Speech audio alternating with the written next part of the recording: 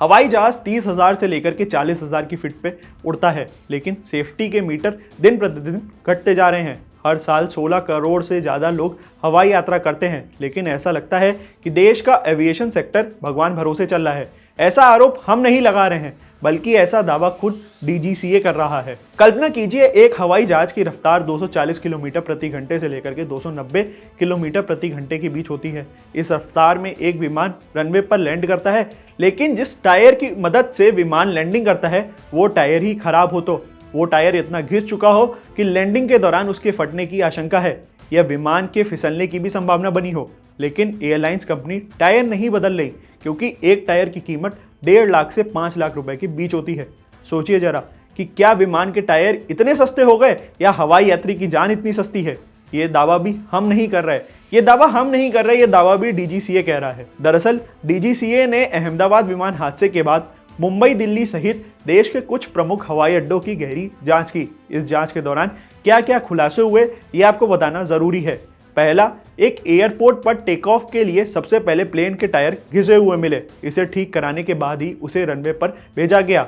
जांच में भी ये सामने आया कि अलग अलग एयरपोर्ट पर खराब टायर की वजह से विमान की उड़ान में कई बार देरी हो रही है।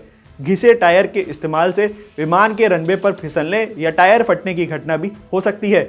अगर आप रनवे पर विमान के फिसलने की घटना के बारे में सुन रहे हैं तो दूसरा बात भी सुनिए। दूसरा, एक एयरपोर्ट के रनवे पर सीधी लाइन मार्किंग भी धुंधली थी। ये लाइन किसी भी विमान की लैंडिंग और टेक ऑफ के लिए बनाई जाती है, और लैंडिंग या टेक ऑफ के दौरान इस लाइन में पायलट को रनवे की लंबाई और चौड़ाई का सही अंदाजा मिलता है और विमान सही तरीके से रनवे पर उतर सकता है। तीसरा, कुछ जगहों पर दस्तावेज सही तरीके से मेंटेन नहीं किए गए थे।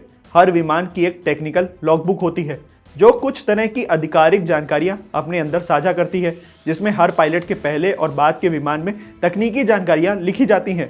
इससे पता चलता है कि विमान में कोई गड़बड़ी तो नहीं हुई या फिर मेंटेनेंस के दौरान सब कुछ ठीक था। जांच में पता चला कि लेकिन कुछ एयरपोर्ट में रिपोर्ट्स ही नहीं लिखी जा रही हैं, यानी जानबूझकर विमान की खामियों को छुपाया जा रहा है। चौथा, कई एयरपोर्ट्स के आसपास के इलाके में पिछले कुछ वर्षों में निर्माण कार्य जैसी ऊंची इमारतें, टावर, क्रेन जैसी जानकारी को अपडेट ही नहीं किया गया था। एक एयरपोर्ट तो ये डेटा बीते 3 साल से अपडेट नहीं किया गया था। डेटा अपडेट नहीं होने की वजह से टेक ऑफ या लैंडिंग के दौरान बड़ा हादसा हो सकता है। डीजीसीए की जांच के अलावा और भी कई बड़ी लापरवाही सामने आई। हालांकि इस जांच के बाद डीजीसीए ने दोषी एयरपोर्ट और एयरलाइंस कंपनी का खुलासा नहीं किया, लेकिन सभी कंपनियों को इस बारे में जानकारी दे दी गई है। साथ ही इन खामियों को 7 दिन के भीतर सही करने के आदेश भी दे दिया गया है।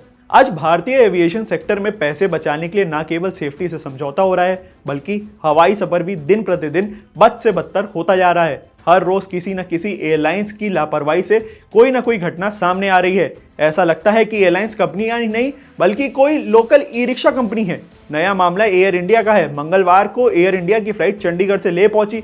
पहले तो फ्लाइट लेट हो गई और जब ले पहुंची तो यात्रियों का सामान नहीं पहुंचा। यात्रियों का दावा है कि जब सामान के बारे में जानकारी मांगी गई तो उनके साथ एयरलाइंस स्टाफ ने बदतमीजी की। अब आपको बताते हैं दूसरा मामला भी एयर इंडिया से ही जुड़ा हुआ है। मंगलवार को एयर इंडिया का विमान दिल्ली से पटना पहुंचा। पटना पहुंचने से पहले ही विमान टर्बुलेंस में फंस गया था। टर्बुलेंस की वजह से सीट के ऊपर रखे गए बैग सीट पर गिरने लगे। टर्बुलेंस के वक्त यात्री नाश्ता कर रहे थे। कई यात्रियों का नाश्ता भी गिर गया। एयर इंडिया का ये विमान भी दिल्ली से लेट उड़ा था। आज हवाई टिकट हर रोज महंगी होती जा रही है। यात्रियों के पैसे कमाने के लिए एयरलाइंस कंपनियां रोज रोज नए तरकीब ढूंढ रही हैं, लेकिन सेफ्टी और सुविधा में हर रोज समझौता भी कर रही हैं। यदि तमाम न्यूज अपडेट्स आज के लिए देखते रहिए इंडिया.com।